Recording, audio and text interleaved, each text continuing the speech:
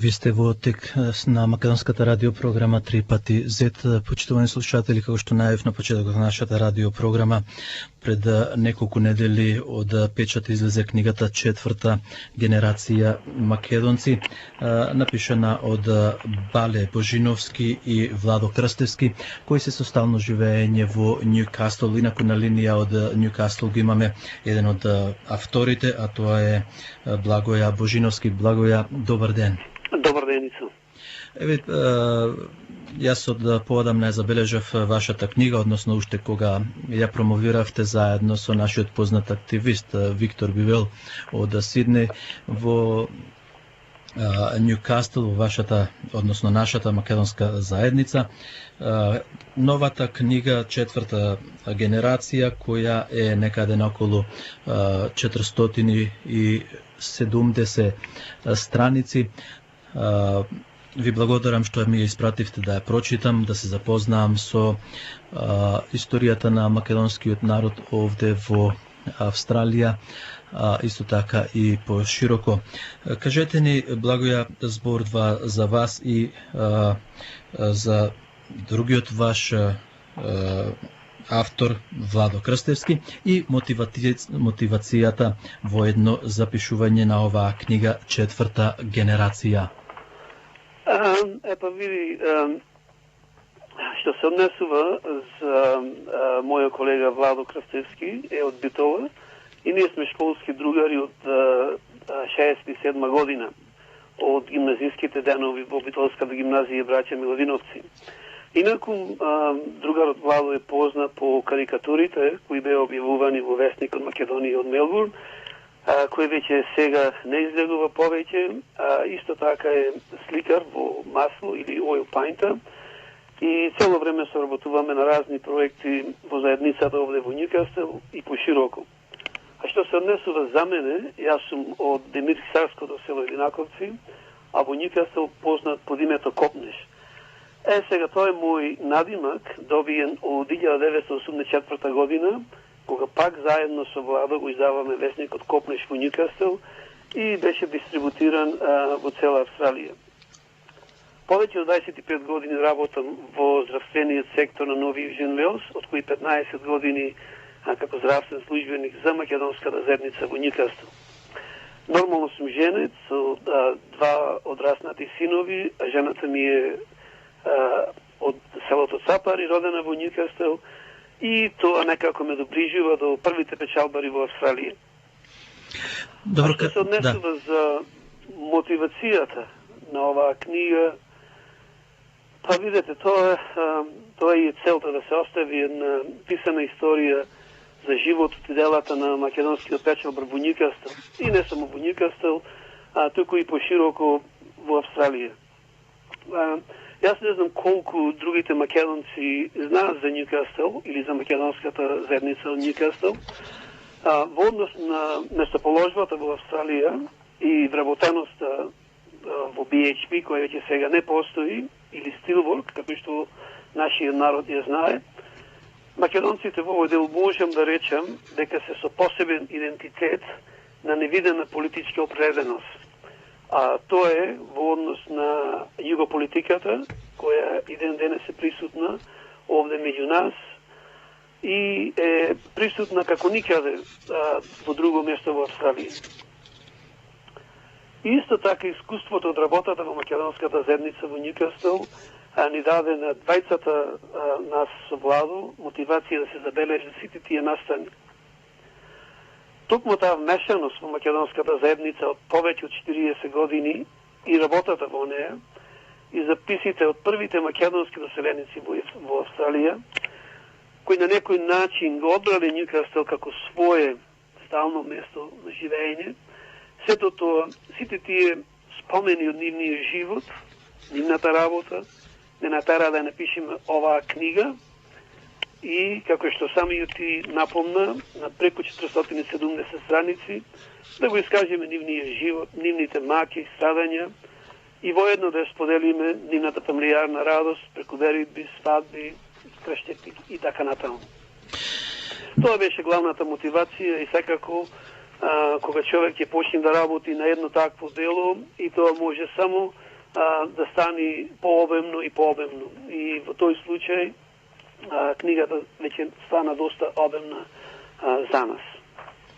Добро, Благоје, кажете ни како дојдовте до овие извонредни информации во оваа книга кои се поместени, бидејќи еве јас би сакали да ја препорачам на нашите слушатели овде во Мелбурн, па и пошироко кои ја слушаат оваа радиопрограма, дека навистина книгата е базирана врз факти и вистински настани на македонската заедница овде во Австралија. Податоците во оваа книга кои се внесени се од прегледите на некои други трудови, книги, весници, списанија. Потоа се искористени електронската медија, интернетот, Википедија и слично. Собрани, исто така се имплементирани податоци од нашето време, во нашата заедница, кои веќе тука сме преку 40 години. Сепак, најинтересни податоци се од нашите најстари доселеници, овде во Ньюкасл, кои датираат од 1923 година. И може слободно да се речи, ако не се првите населеници, тоа се меѓу првите кои се доселуваат овде во Австралија и нормално во Ньюкасл. Исто така, повеќе од тие податоци се земени од нивните потомци, кои веќе сега навлегуваат во петтата генерација како македонци или како австралијани од македонско потекло. Исто така имаме прилог на останати документи, фамилиарни фотографии, писма, дописи и разгледници. Секако дека сето тоа ни дава еден широко обем на оваа книга, која неслучајно е нарекоме четврта генерација на македонците од Ньюкасл.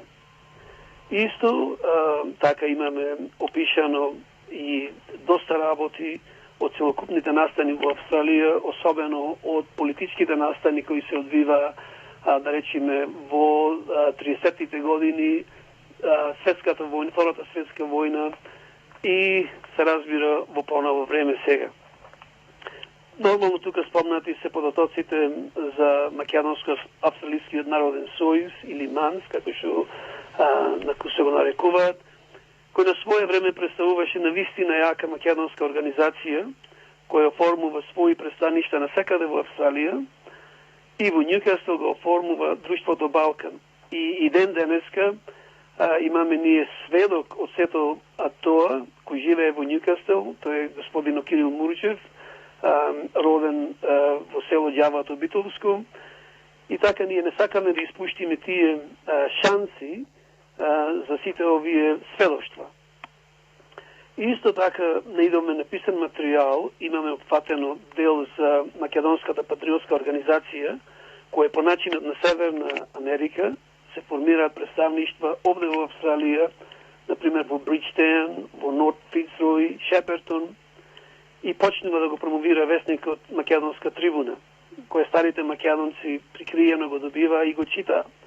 А пак секако нас ни е познато дека по завршувањето на Втората светска војна МПО ја губи подлогата и можноста да биде водечки фактор во македонската емиграција овде во Австралија. Тие се работите кои навистина ние сакаме да ги запишеме и да останат како дел од животот во Австралија. Добро, веќе тие се запишани и сега се историја забележена која никогаш нема да се избриши затоа што влегува во аналите на историјата на Австралија и Македонија, особено сега со техниката, интернет и библиотеките национални и државни. Јас би ве запрашал да ни кажете за почетокот на македонската заедница во Ньюкасл, а особено спомнавте околу притисокот на УДБА Југославија и поделбата на македонскиот народ во вашата заедница. Бидејќи зборувам за вашата заедница, бидејќи станува збор за Ньюкасл, еве тука имате спомнато, книгата е пред мене, проблемите што ги имавте со македоно-српската црква, македонско-српска црква и некои фудбалски клубови со име Црвена звезда и така натаму. Интересно би било тоа за нашите слушатели, да објасните, Благоја. Ето види, исто така како што самиот ти напомна, содржината на оваа книга е заснована на тема од македонската заедница во Ньюкасл, и во главно темата нас ни е земена од почетокот на прекинувањето на Охридската епископија, која некаде се случува во 1876 година, и сите проблеми овие кои почнуваат, или религиозни проблеми кои почнуваат денешниве, кои се стваруваат во денешниве проблеми со грчката, бугарската и српската црква, и со други зборови сите проблеми кои превираат во македонската црква денес овде во Австралија. И нормално поново време со самото отцепување од српската црква, македонската црква прогласува самостално само во границите на Република Македонија. Што значи, со тоа прогласување автоматски Македонија или во времето Социјалистичка Република Македонија се одгради од македонските иселеници по целиот свет. Дали тоа луѓето кои живее во Егејска Македонија, во Пиринска Македонија, во Албанија или пак надвор во другите држави по светот. Тој е невиден случај во никоја друга религија. Што е уште пожално, денеска тие дури ја негираат и својата црква или колониите кои сакаат да имаат македонска црква овде во Австралија. Сега не знам јас кој како... Јас би сакал конкретно да се задржите за таа црква што србите одзеда од македонската заедница. Види, тоа се случува некаде во крајот на 50-тите години, кога овдека има многу пребривања помеѓу македонците од Република Македонија, македонците од Егејска Македонија, и тие сите пребривања наидуваат на една соработка, една подла соработка помеѓу србите и македонците, мислејќи дека сето тоа се случува со братството и единството. И во таа епизода се створува една управа со, можем да речем, 90% од македонската заедница, само неколку стари доселеници од Србија. Меѓувремено тоа се случува во 60-та година и црквата се нарекува Свети Климент Охридски, затоа што за истата црква подарува еден човек од Охридско околу преку 1000 фунти во тоа време, значи премногу голема сума на пари. Од кога се завршува црквата, српската црква, или ние викаме македонско-српската црква, сите овие богослужби нормално се вршат на српски јазик, а додека власта на српската црква нормално ни тогаш, ни сега нас не признава, и тие со едни прости извици и изреки просто го бркаат македонскиот народ од црквата која тие лично ја изградија. И тоа беше целта да се створи друг управен одбор кој би работел на градење или избирање средства за да се гради лично македонска црква. Во истото време доаѓаат до други проблеми со новодојдените од Република Македонија, кои потполно му припаѓаат на југословенскиот комунизам, каде нормално беа сите тие работи инфилтрирани од матицата и од југословенските консули, и уште еднаш македонската заедница се дели на така наречени млада генерација, кои се со фудбалот, и македонската заедница со постарите доселеници кои сакаат да оформат една заедница и да изградат црква. Тоа беше почетокот и тоа држеше некаде околу 8 години. Значи немаше никакво примирување во тие 8 години. За тие 8 години македонската заедница на вистина се претвори во нешто што и ден денес има последици, како што пишуваме во самата книга. Исто така, сето тоа беше до крајот на 70-тите години, со посетата на свештеникот Гогов, кој сите го знаеме дека покасно бидува и како поглавар на Македонската црква, тој едноставно прави едно примирие меѓу младите македонци овде, кои директно се изјавуваат и се изјаснуваат дека го следат комунистичкиот режим, и староселелците кои не ги интересираше за режимот кој тие го проповедаа, него тие сакаа само да имаат македонска заедница, да си има своја црква која ќе му служи на цел народ, особено на тие што се тука дојдени со време, кои навистина веруваат во нашата религија. А тука најголем дел се македонците од Егејска Македонија, околу 80-90%, и впрочем, без нивна помош не можеше ништо да се стори. И на крајот, на еден исти начин, како што беа избркани македонците од, ете да речем, Македонско-српската црква, овој пат македонците од Егејска Македонија беа, можем пак да нагласам, не избркани, него отстранети, и така за во рок од 2 години остана можеби една или 2 фамилии кои ден денеска се со нас, а другите фамилии, значи, си заминаа по сосема други патишта. И тие се овие работи ние што сакаме да ги запишеме и да му го даеме вистинското значење на луѓето кои помогнаа да се оствари ова наша заедница и ова наша црква која денеска се служиме сите ние.